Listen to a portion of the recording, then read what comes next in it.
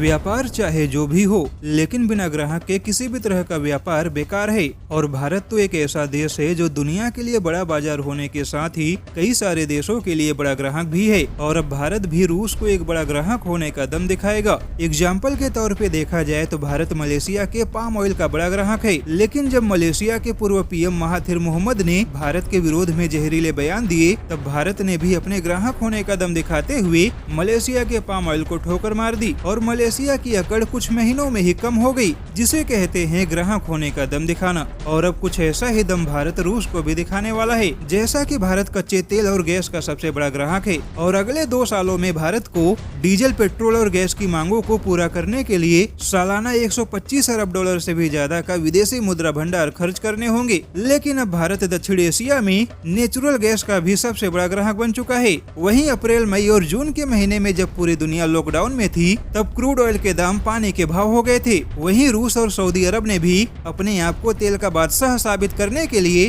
तेल युद्ध की शुरुआत कर दी थी, जिसमें कई सारे देशों ने सस्ते तेल का जमकर फायदा उठाया। और उस समय रूस ने भारत को अपने तेल और नेचुरल गैस का सबसे बड़ा ग्राहक बनाने के लिए कई सारे प्रस्ताव दिए। लेकिन अब भारत ने रूस के इन प्रस्ताव पर गंभीरता से विचार नहीं करने का फैसला किया है, ताकि भारत भी रूस को चीन के साथ बढ़ती नजदीकियों को लेकर अपनी आपत्ति और चिंताएं जता सके, जिस तरह से रूस ने भारत और अमेरिका के बढ़ती दोस्ती पर अपनी आपत्ति जताई है। दरअसल भारत केवल रूस को इतना ही बताना चाहता है कि अगर भारत और अमेरिका की बढ़ती नजदीकियों से रूस को आपत्ति हो रही है, तो रूस और चीन की बढ़ती नजदीकियों से भारत को भी आपत्ति होना स्वाभाविक है। वैसे दुनिया में अमेरिका के बाद रूस नेचुरल गैस का सबसे बड़ा प्रोड्यूसर है। ऐसे में रूस ने भारत को नेचुरल गैस का सबसे बड़ा ग्राहक बनाने की तैयारी की थी, लेकिन 2020 खत्म होते होते रूस के कुछ बयानों ने भारत को नाराज किया है। और अब भारत उसी नाराजगी को जाहिर करने के लिए रूस को ऊर्जा क्षेत्र के व्यापार में बड़ा झटका देने की तैयारी कर चुका है।